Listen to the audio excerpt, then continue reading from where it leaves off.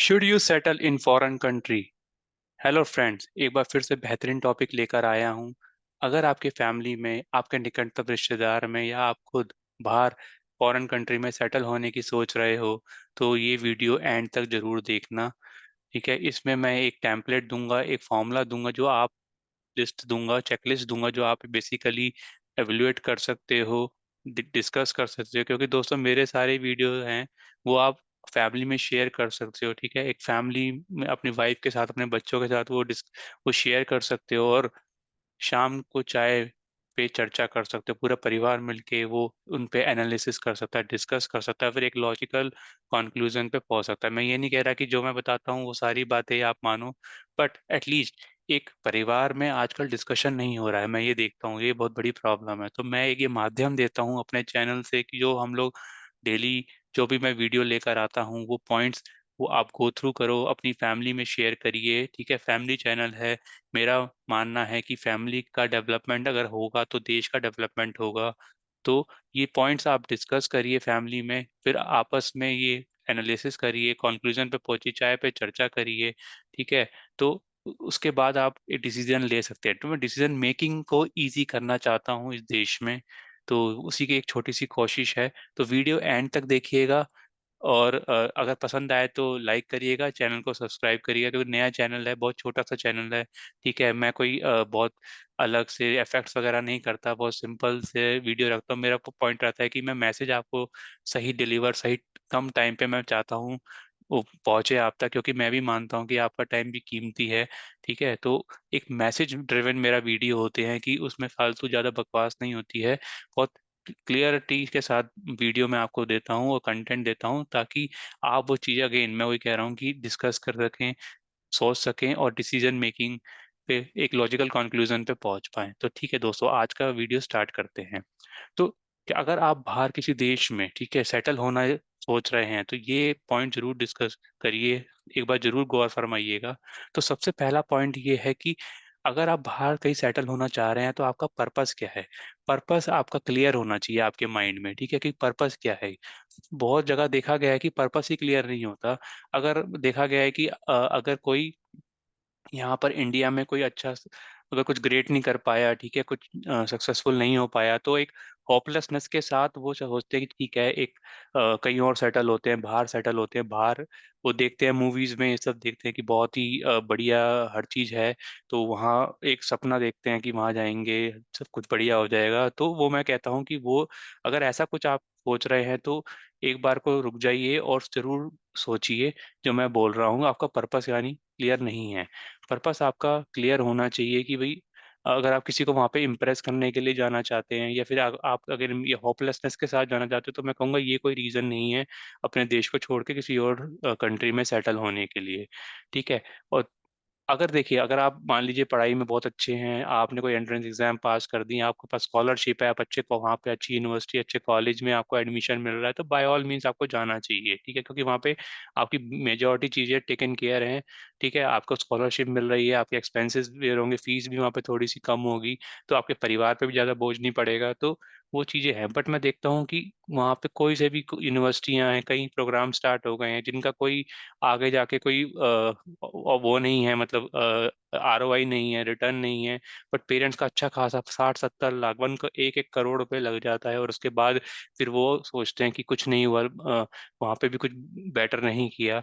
ठीक है, और तो आउटपुट नहीं मिला, और उसके बाद फिर वहाँ पर मजबूर होते हैं कि छोटी मोटी जॉब लेने के लिए, हाँ, वहाँ पर वहाँ पे जो काम होते हैं, जैसे किसी रेस्टोरेंट में काम कर लिया, ठीक है, कहीं पेट्रोल पंप में काम कर लिया, या फिर कैब चला ली। ठीक है, या फिर डॉग वॉकर बन गए, वहाँ पे भी सिस्टम होता है कि वो $10 पर आवर का सिस्टम है।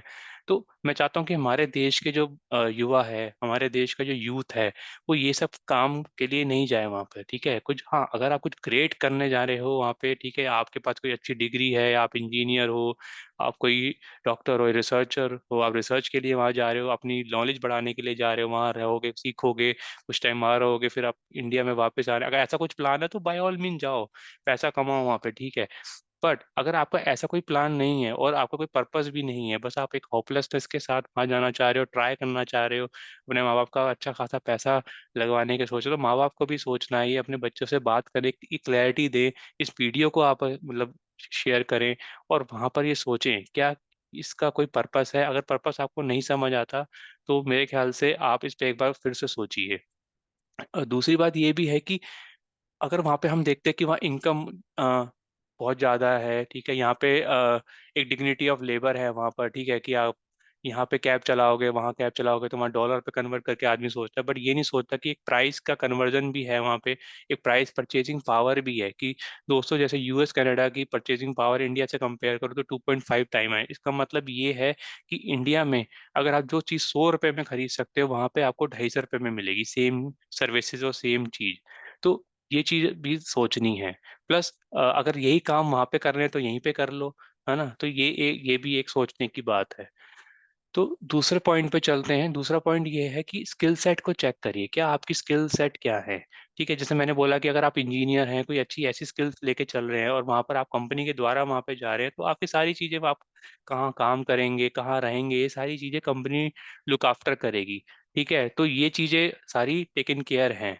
बट अगर आप मान लीजिए खुद से ही जा रहे हैं वहां पे, तो ये आपको वहां पे जाके खुद चीजें देखनी है, तो ये एक मेरे हिसाब से आपको रेड फ्लैग होना चाहिए, सोचना चाहिए जाने से पहले और इस पे गौर फरमाना चाहिए।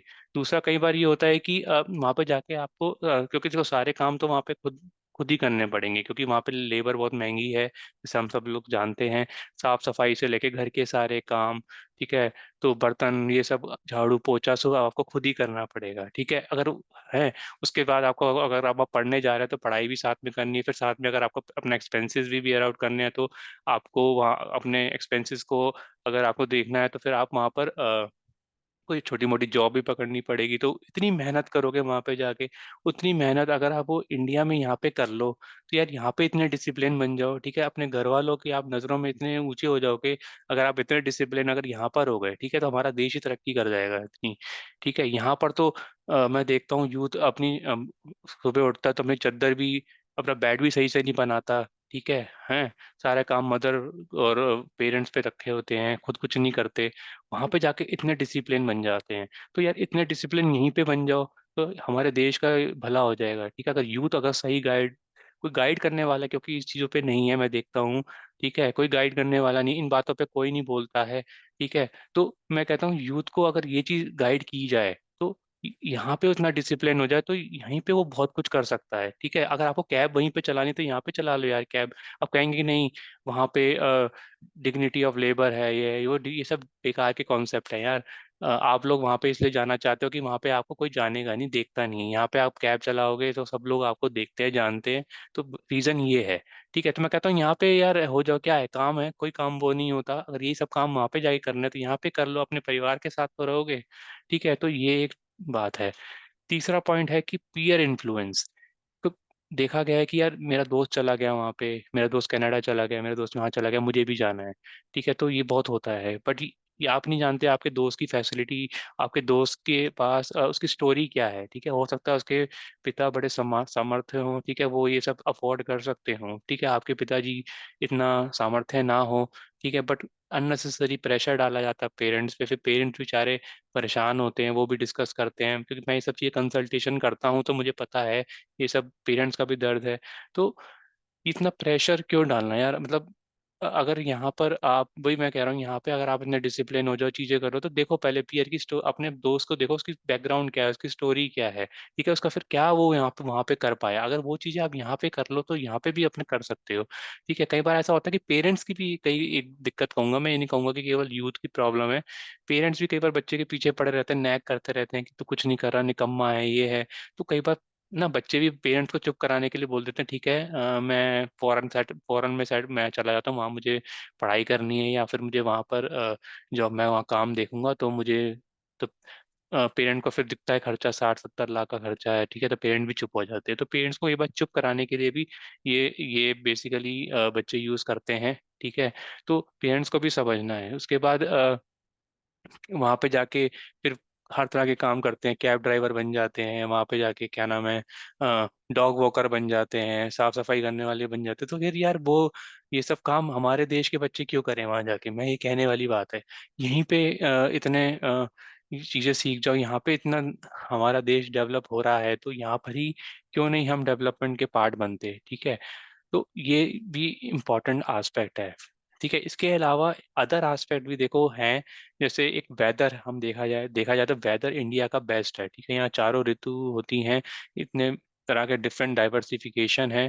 ठीक है, वहां पर इतना मिजरेबल, कई जगह इतना मिजरेबल कोल्ड होता है। ठीक है, मतलब टेम्परेचर, आपको रोज सुबह पहले बर्फ हटानी है गाड़ी से, रोड साफ हटानी है, तब आप अपनी गाड़ी निकाल पाओगे। तो यहाँ पे इतना कंड्यूसिव एनवायरनमेंट है, इतना अच्छा वेदर है। ठीक है, तो वो एक एस्पेक्ट भी है। उसके बाद अगर आप फाइनेंशियली सिक्योर हो, अगर ठीक है यहाँ पे अगर अच्छे हो फाइनेंशियली, तो यहाँ पे आपको ट्रांसपोर्टेशन बहुत चीप है, मेडिकल फैसिलिटीज बहुत चीप हैं, बहुत अच्छी मेडिकल फैसिलिटीज हैं, बहुत चीप रेट पे हैं। ठीक है, तो वो उन चीज़ों के भी आप मजे ले सकते हो यहाँ पे। ठीक है, उसके अलावा आपके लव वन, सबसे इम्पोर्टेंट है लव वंस, आपके जो आपकी फैमिली है, राइट, वो यहाँ पर है। तो उसके उस वो भी एक बेनिफिट है, क्योंकि एक आपका सपोर्ट सिस्टम यहाँ पर है। और वहाँ पे आप जाओगे, वहाँ कोई जानता ही नहीं दूसरे देश में।